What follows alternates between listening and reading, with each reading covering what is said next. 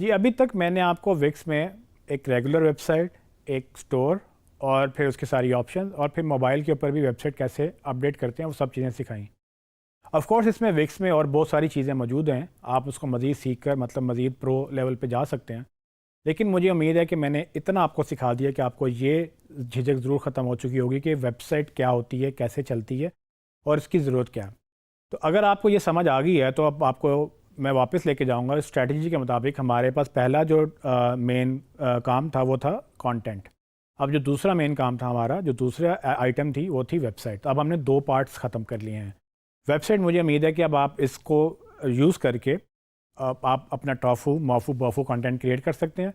यानी कि अगर आपने चीज़ें बेचनी हैं, बफू कंटेंट है, तो आप सर्विसेज के पेज बनाएं, प्रोडक्ट के पेज बनाएं, लोगों को बेचें, वो आपका वेबसाइट फ़ौरन लाइव कर सकते हैं आप।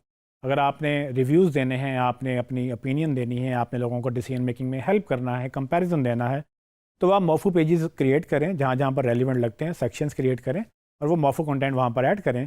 और इसके साथ ही अगर आपको लगता है कि आपने जनरली लोगों को अट्रैक्ट करना है, जिस जो टॉफू ऑडियंस होती है, तो उसमें आप जनरल टिप्स ट्रिक्स एंड बाकी ऐसे मतलब जनरल कंटेंट आप पब्लिश कर सकते हैं जो कि लोगों को अट्रैक्ट करेगा और अल्टीमेटली जब वो डिसीजन मेकिंग स्टेज पे जाएंगे तो वो आपको याद रखेंगे।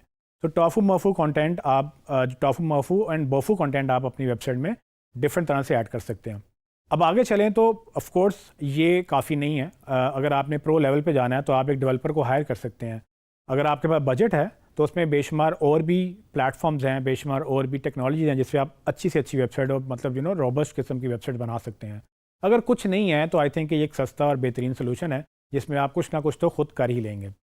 अगर आप विक्स जैसे बाकी प्लेटफॉर्म्स की बात करें तो विक्स के अलावा स्क्वेयर स्पेस और वेबफ्लो भी दो पॉपुलर प्लेटफॉर्म्स हैं जो कि बड़ी तेज़ी से ग्रो कर रहे हैं और इसके अलावा भी बेशुमार आपको मिल जाएंगे। लेकिन अगर आप प्रोफेशनल डेवलपमेंट की बात कर रहे हैं तो प्रोफेशनल डेवलपमेंट में ऑफ कोर्स वर्डप्रेस बहुत नंबर 1 पे जा रहा है।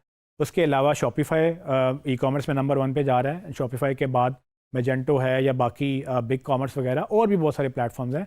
या फिर बहुत सारी टीम्स कस्टम डेवलपमेंट करती हैं, यानी कि अपनी लैंग्वेज यूज़ करके PHP के अंदर या ROR के अंदर वो डिफरेंट लैंग्वेज यूज़ करके अपने कस्टम स्टोर बनाती हैं। तो आपने मार्केटिंग के तौर पे आपने अंडरस्टैंड करना है कि हर तरह से आपने कैसे काम करना है। लेकिन ऑफ कोर्स अगर आपको नहीं आता तो आप विक्स यूज़ करके अपना काम कर सकते हैं।